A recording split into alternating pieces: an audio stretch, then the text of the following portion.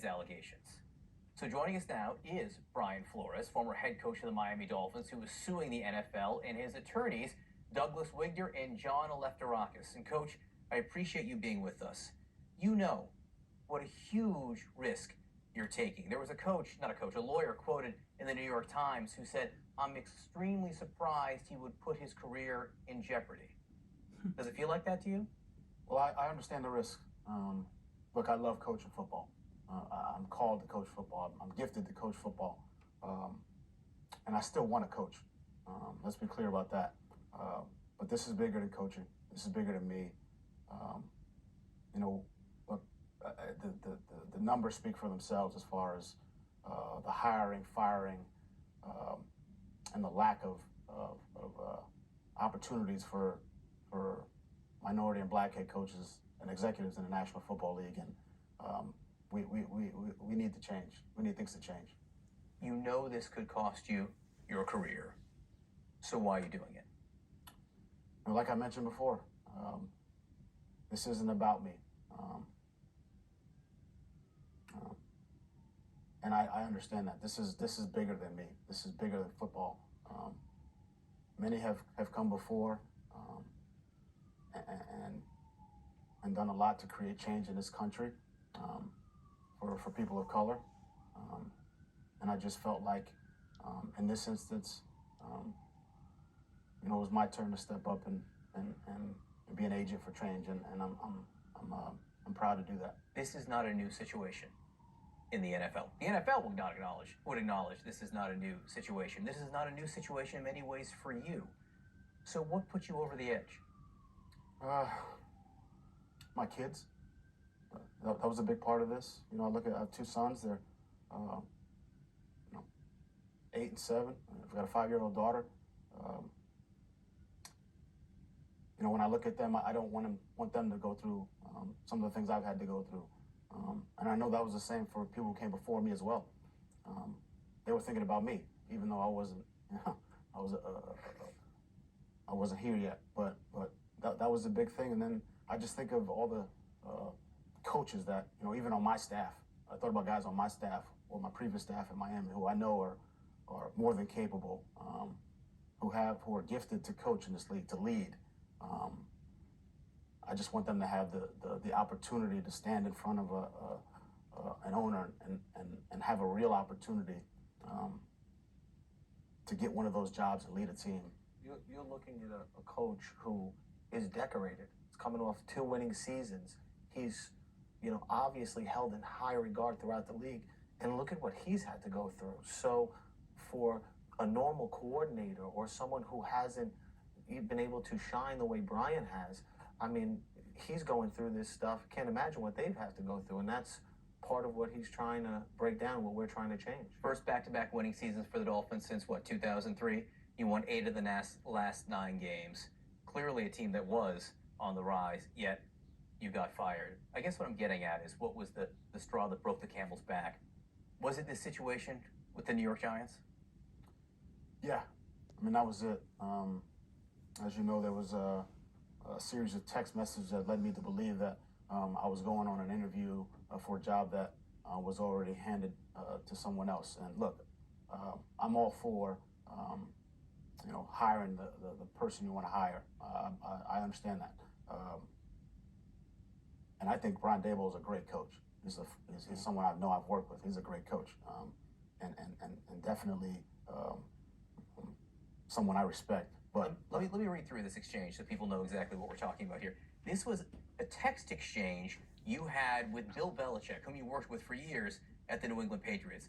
Coach Belichick writes you, "Sounds like you've landed. Congrats." You write back, "Did you hear something I didn't hear?" Belichick writes, "Giants?" ? You write back, "I interview on Thursday. I think I have a shot at it." Belichick writes, "Got it. I hear from Buffalo and the Giants that you are their guy. Hope it works out if you want to." Then you write, "Coach, are you talking to Brian Flores or Brian Daboll? Just making sure." Then Belichick writes, "Sorry, I effed this up. I double-checked and I misread the text.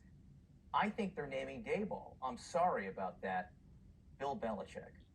So Belichick is telling you days before you're even interviewing for the Giants job, that he thinks Daboll's got it locked up. Yes, and that's what we're trying to change. What did that feel like? It was humiliating, to be quite honest. There was disbelief, there was anger, there was, a wave of emotions for a lot of reasons. And I think this is why we filed a lawsuit. Why does Bill Belichick even know about who's getting the job? Why is he talking to the Giants and to the Bills? I mean, last I checked, he was with the Patriots. I mean, what's his involvement getting to know who's going to land the head coaching position?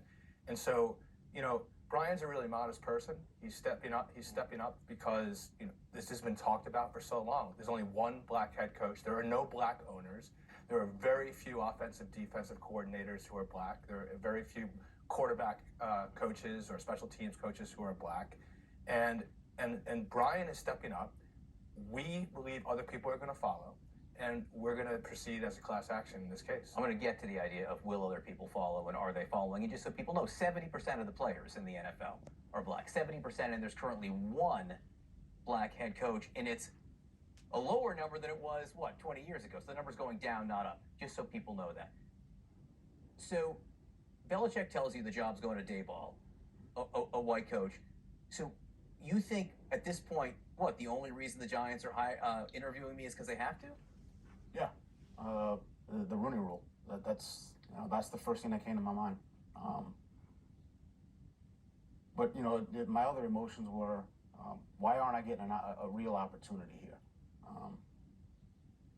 What did it feel like when you actually were sitting down for the interview with them after Belichick told you it was basically a done deal? Again, another waves of emotions for me. Is this real? Is this? Am I wasting my time? But look, I just put my best foot forward. Mm-hmm. That's what I've always done. Anytime I've dealt with a situation where I was dealing with adversity or look, I've been a long shot my entire life, so I figured I'd put my best foot forward and interview to the best of my ability. But there was also this sliver of hope that I had, and I guess that's maybe I'm naive to the fact that what really goes on in the behind the scenes. But there was a sliver of hope Did Belichick know you were filing this lawsuit or going to make his text public? No, he did not. Have you talked to him since? I have not. Sliver of hope. And you've been through this, you say, in this lawsuit in a way before with the Denver Broncos, where you say that you were asked to interview, but you were made to feel during the time that the interview was somehow not real. How so? Well, I show up to the interview. I think it was an 8:30 a.m. interview. They're late, which is unusual for this process. And look, I know I'm not alone in this. Where you're the only. I believe I was the only minority interview, and just the entire process doesn't feel like you're an actual candidate, and that's unfortunate. The Rooney Rule states that for head coach vacancies, they have to interview at least 2 minority candidates. The numbers differ for the other jobs there. But you felt that you were there as a number, that they weren't taking you seriously. They showed up late. You thought maybe they'd been drinking the night before. Just so people know, the Denver Broncos deny this. They say the allegations from Flores directed toward the Broncos in today's court filing are blatantly false. They say they showed up on time, etc. The Giants, I should have said as you were talking about them, they say we interviewed an impressive and diverse group of candidates. The fact of the matter is Brian was in the conversation to be our head coach until the 11th hour. Ultimately, we hired the individual we felt was most qualified to be our next head coach. Can I just say something about the Giants comment? Because I think it's interesting. You just read it. I mean, they don't deny that the job had already been given to Brian Daboll prior to the interview of Brian Flores. So, I mean, I think that's a telling admission right there. And we're talking about a mistaken text message, which we know these things happen. Brian's been through it. But think about the fact that this is a mistaken text message from Bill Belichick. Otherwise, Brian would have been in there, with the understanding of that there's a good chance he'd be treated as a Rooney Rule interview. But he knew, and this was all uncovered from a mistake. And now it's out in the open. And Brian, with all the risk and knowing that he's lending himself to a bigger cause. He's here to change what's been going on for the history of the NFL and society at large. Again, I can't imagine what it must have felt like to get that text message from Belichick. And you're talking about your kids, and you're doing this for them. Did you tell your kids, or how would you explain that to your kids? My wife and I, we've had conversations with them. I mean, look, they're older now. They understand kind of what's going on as far with Miami and in this situation as well. And that conversation went just like this. Look, guys, there's only one black head coach in the National Football League. There's, as they all know, there's a lot of black players in the league, and we just feel like it's unfair. And Dad may never coach again. He's taking that risk, but he's doing it so that you guys don't deal with some of the things that him and his peers are dealing with now. George Martin, New York Giants great, was on the show last hour and said that you are the Rosa Parks of the NFL. Yes. How does that feel? Humbling, but that gives me more confidence that we made the right decision here, and that we need to continue to fight for that change. I just say, I'm going to be optimistic here. I mean, here we are on the second day of Black History Month. I'm going to be optimistic and say this is a great opportunity for the NFL to be a leader in America, to make the changes. The Rooney Rule doesn't work. Everyone knows that. We have one head black coach. When the Rooney Rule started 20 years ago, there were more. It doesn't work.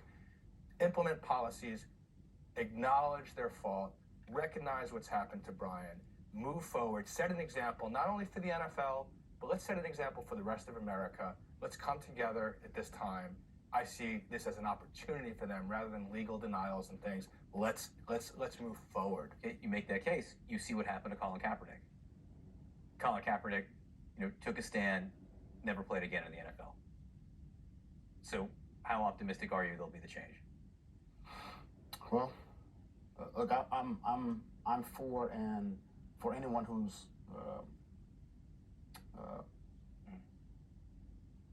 goal is to create change, and I back that. I understand the risks, and I want to coach. I'm gifted to coach. I love coaching. I'm passionate about it, and I'm hopeful that I will coach again. And again, you've had interviews in the last 2 days with the Texans and the Saints, so that's still out there. Look, I want you to hang on for a second, if you will, because I have a lot more to ask you. There's an explosive claim in this following that could have major legal implications, where you say the owner of the Dolphins offered to pay you to lose. We're going to discuss that when we come back.